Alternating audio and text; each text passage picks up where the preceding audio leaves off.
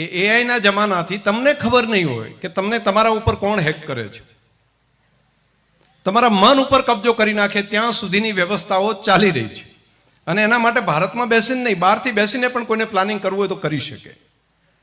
આખું ગામ તમારું બેઠું હોય, આખું ગામ કમ્પ્લીટ હોય, વાંચતા હોય, તૈયાર થતા હોય, દીકરા દીકરી અભ્યાસની તૈયારી કરતા હોય, લાગે કે હવે સરકારી પરીક્ષાની અંદર બધા પાસ થવાના છે, તો કોઈ એક જણ માઇન્ડ ઉપર લગાવે, એક જણ કોઈ પ્લાનિંગ કરે અને સોશિયલ મીડિયા ઉપર એ ટાઈપના વિડીયા બનાવીને મૂકે, તો એ ભણતો દીકરો છે એનું ધ્યાન ત્યાં રહેવાની જગ્યાએ એ કોઈ ટોળાનો ભાગ બની જાય. અને ટોળાનો ભાગ બનીને પછી એને જ ખબર ના હોય કે ક્યાં ગયા, ક્યાં કોણ છે, શું છે, ખબર જ નહીં હોય. તમને કોના માટે કરો છો, ક્યાં જાઓ છો, શું કરો છો, કોઈ ખબર નહીં હોય. કેમ? ટોળું જાય છે એટલે જવું છે. અને લઈ જવા વાળું પણ એક અલગ હોય, બનાવવા વાળો પણ એ જ હોય, બધું કરવા વાળા એક જ વ્યક્તિ હોય. ત્યાંથી જ પ્લાનિંગ કરે, ત્યાંથી જ તમને કરે. અને ત્યાં જઈને ફસાઈ અને છેવટે શું થાય, પરીક્ષાની તૈયારી કરતા હોય ત્યાં એકાદ કેસ કે એવું જો થઈ જાય માથે, એટલે એને કરેલી મહેનત બાકી બધું આખું જીવન એનું પૂરું કરી નાખે. તો આમાં સમજદારી દાખવીને કામ કરવાનો સમય છે. અને એના માટે પહેલાં તો એવું હતું કે બધાને કહેવું પડે, બધાને સમજાવવા પડે, બધાને મીટિંગ કરવી પડે. હવે તો ખાલી સોશિયલ મીડિયામાં એક મૂકી દે એટલે જે બાજુ જે દિશા ઉપર લઈ જવું એ દિશા ઉપર લઈ જઈ શકે.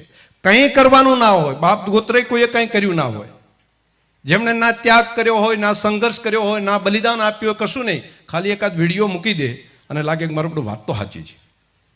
તો આવા સંજોગોની અંદર સજાગતાપૂર્વક, સમજદારીપૂર્વક, બુદ્ધિપૂર્વક નિર્ણય કરવાનો હોય. ટોળા બનીને, ટોળાનો ભાગ બનીને, સમજણ ન હોય, ખબર ના હોય, કોના માટે કરો છો, શું કરો છો, કોણે પ્લાનિંગ કર્યું, શું કર્યું, કંઈ ખબર ના હોય તો પણ એનો ભાગ બની જવું, એને મૂર્ખતા સિવાય હું કંઈ સમજતો નથી. એને માત્ર ને માત્ર મૂર્ખતા કહું છું. બાકી સુરવીરતા સિંહ જેવી હોય કે નિર્ણય કરે, એની મક્કમતા હોય અને ઘણી વખત એને સંઘર્ષ કર્યા સિવાય જ એને પરિણામ લાવી શકે. સુરવીરતા એ કહેવાય. સુરવીરતા ટોળાનો ભાગ બની જવું અને કોઈને નુકસાન કરવું એ કોઈ સુરવીરતા નથી હોતી. એ તો કાયરતા હોય છે, પલાયનવાદ હોય છે. નવી પેઢી માટે મારો એક આ સંદેશો પણ બધાની વચ્ચે હતો. અને આ પેઢી તમને હું જે મારો આ સંદેશો છે, આવનારા સમયમાં તમને કેટલાકને મહિને ખબર પડે, કેટલાકને 2 મહિને પડે, કેટલાકને 4 મહિને પડે, કેટલાકને 12 મહિને પડે છે. જેટલાને વહેલી ખબર પડે એટલું સારું. એટલે મેં મારું કર્તવ્ય બજાવ્યું.